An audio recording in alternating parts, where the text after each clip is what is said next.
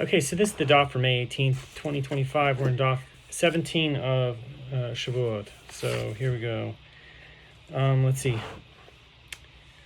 Or perhaps it is learned as a tradition that tarrying is necessary to incur any liability for impurity within the temple, and it is no different whether the liability is to bring an offering, and it is no different whether it is to receive lashes. The Gemara concludes the dilemma shall stand unresolved. And that's referring to a delay in, like, if you become impure while you're in the temple area there, getting out of there, exiting to the nearest exit.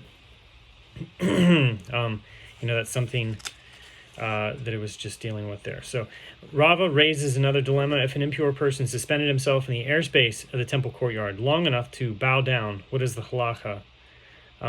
When it is learned as a tradition that an impure person is liable for tarrying in the temple, it is only with regard to tarrying that it is suited for bowing.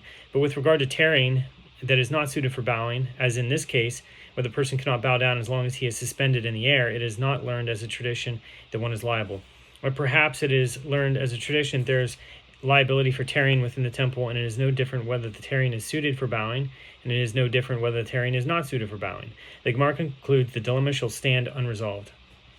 So Rav Ashi also raises a dilemma relating to this matter. If one intentionally rendered himself ritually impure while he was in the temple courtyard, what is the halacha with regard to tarrying? Is it learned as a tradition that tarrying is necessary when one contracts impurity while in the temple in circumstances beyond his control, but not learned as a tradition that tarrying is necessary when he renders himself impure intentionally? Or perhaps it is learned as a tradition that tarrying is necessary for any liability for impurity within the temple, and it is no different whether the impurity was contracted in circumstances beyond his control, and it is no different whether it was contracted intentionally. The Gemara concludes the dilemma shall stand unresolved. Rav Ashi raises another dilemma. If a Nazirite who is prohibited from contracting impurity, imparted by a corpse, found himself alongside a grave, is tarrying there a necessary condition for him to incur lashes, or is tarrying not necessary? And he is liable immediately. And that's a question, I'm sorry. And is he liable immediately? Is it learned as a tradition that tarrying is necessary within the temple, but not learned as a tradition that tarrying is necessary outside of the temple? And the Nazirite is liable immediately? That's a question. Or perhaps it is learned as a tradition that tarrying is necessary for liability for impurity contracted in circumstances beyond one's control. And it is no different whether the impurity was contracted within the temple, and it is no different whether it was contracted outside the temple. The Gemara concludes the dilemma shall stand unresolved. The Mishnah teaches, if at the time that one was unaware, either that he was impure or that he was in the temple, he went out by way of a longer route when he could have taken a shorter route, he is liable to bring a sliding scale offering. But if he left the temple via the shortest way, he's exempt. Rava says, with regard to the short route, which the sages said here that he is exempt for, this does not necessarily mean that he left the temple as quickly as possible.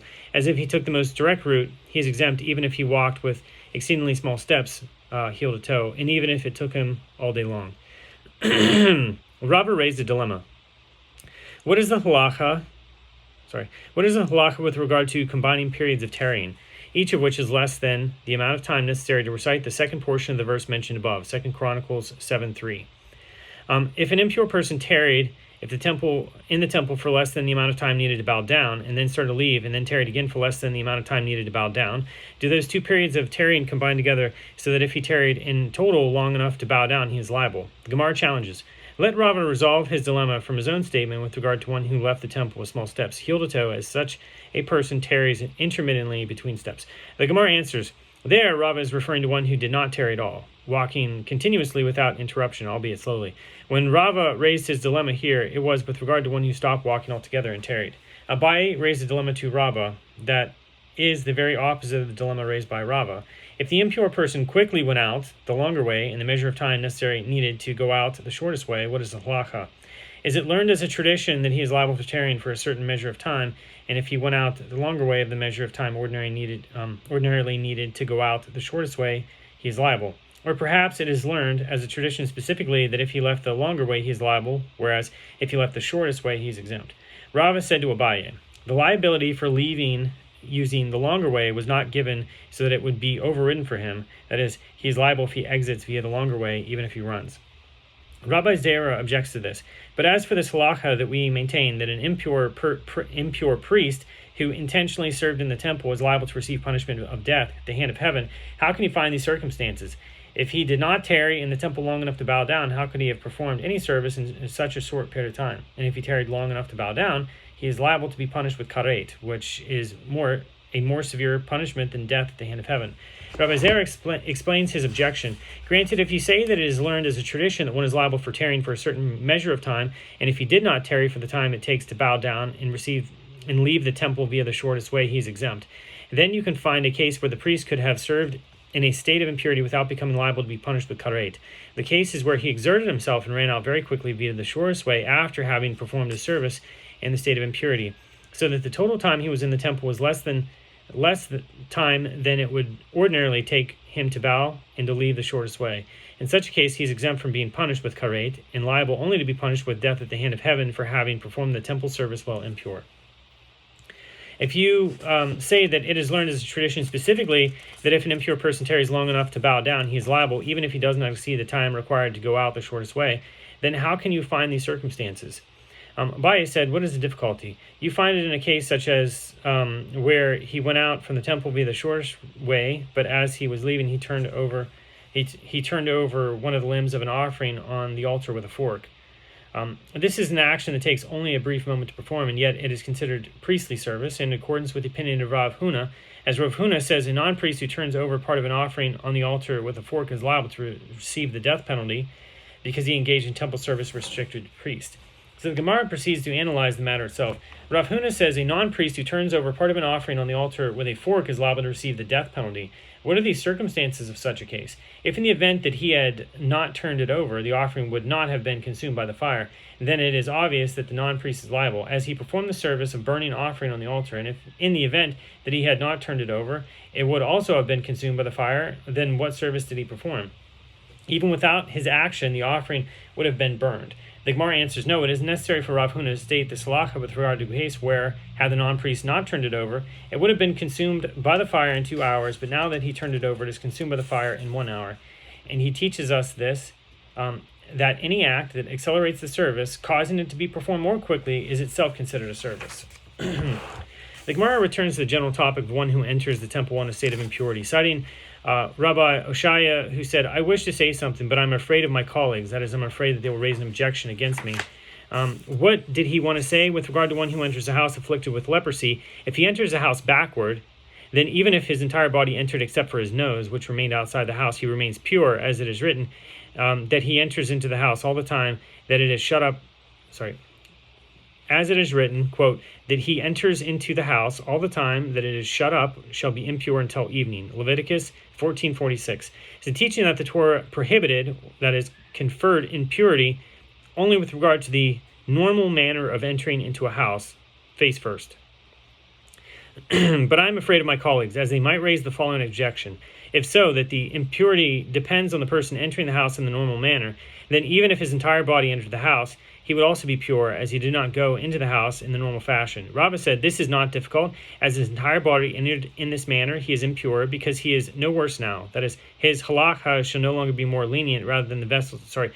His halakha shall be no more lenient than vessels that are in the house, which becomes impure, as it is written, quote, and they shall empty the house, so that all that is in the house shall not be made impure. Leviticus 14:36. The Gemara comments, this is also taught in Braita in accordance with the opinion of Rabbi Oshaya that whenever entering is mentioned in the Torah, the references to the normal manner of entering. With regard to those roofs that cover the various chambers found in the temple courtyard, offerings of the most sacred order may not be eaten there on them, and the offerings of the lesser sanctity may not be slaughtered there, because those roofs do not have the sanctity of the temple courtyard. And a ritually impure person who enters the sanctuary via those roofs is exempt, as it is stated with regard to a woman who became ritually impure. Quote, and she shall not enter into the sanctuary. Leviticus 12, verse 4. Teaching that the Torah prohibited only the normal manner of entering the temple. So too, in a case of a house afflicted with leprosy, where mention is made of entering, only one who enters into the house in the normal manner becomes impure, as stated by Rabbi Oshaya.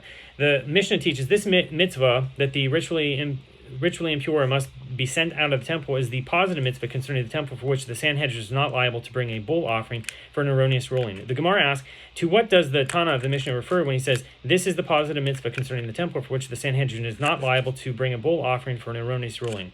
Where was it taught that there is such a mitzvah for which they are not liable? The Gemara answers, he's referring to a Mishnah found there in Tractate Harayot 8b, which teaches the Sanhedrin is not liable to bring a bull offering for an erroneous ruling with regard to a positive mitzvah or prohibition concerning ritual impurity in the temple, as this offering is brought only for an erroneous ruling on a matter whose unwitting violation requires the bringing of a fixed sin offering and not a sliding scale offering. Okay, the Mishnah there continues, and one who is unconcerned whether or not he unwittingly transgressed a prohibition that requires a sin offering does not bring a provisional guilt offering for a positive mitzvah or a prohibition concerning ritual impurity in the temple, as this offering is brought only when certainty about the unwitting transgression would require a fixed sin offering, not a sliding scale offering. Unwitting transgression of a mitzvah concerning ritual impurity in the temple results in an obligation to bring a sliding scale offering. The Mishnah there continues, but the Sanhedrin is liable to bring a bull offering for an erroneous ruling with regard to a positive mitzvah or a prohibition concerning a menstruating woman. And one who is uncertain whether or not he unwittingly transgressed a prohibition that requires a sin offering brings a provisional guilt offering for a positive mitzvah or a prohibition concerning a menstruating woman. And it is in reference to that Mishnah that the Tana in the Mishnah here says, this mitzvah, that the ritually impure must be sent out of the temple, is the positive mitzvah concerning the temple for which the Sanhedrin is not liable to bring a bull offering for an erroneous ruling. And which is the positive mitzvah with regard to a menstruating woman for which the Sanhedrin is liable to bring a bull offering for an erroneous ruling?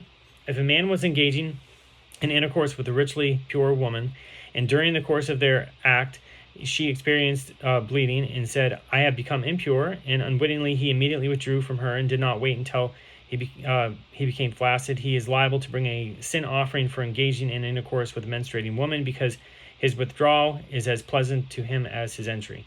If the Sanhedrin mistakenly ruled that one may withdraw immediately, then bring a bull offering for the erroneous ruling. So the Gemara further clarifies the matter of a man who immediately withdrew from the woman after she told him that she had experienced bleeding. It was stated that Abaye says in the name of Rabbi Chia bar Rav, he's liable to bring 2 sin offerings for this unwitting transgression. And so Rava says that Rav Shmuel bar Shaba says that Rav Huna says he's liable to bring 2 sin offerings, one for his initial entry and one for his withdrawal. So Rava discusses this matter, raising the question, about what cases are we speaking? If we say that it was near her expected date of menstruation, when intercourse is prohibited due to a concern that the woman might already be menstruating or that she might begin to menstruate during the act, and nevertheless they engage in intercourse, there's a difficulty. With whom are we dealing? If we say that we are dealing with a Torah scholar, granted that he will be liable to bring a sin offering for his entry, that was an unwitting transgression, as he thought to himself, I can't engage in intercourse with her before she begins to menstruate, but why will he be liable to bring a sin offering for his withdrawal? That transgression was intentional, since he is a Torah scholar, and he knows that in such a case he must not withdraw immediately, and a sin offering is not brought for an intentional transgression. And that is the end of 17.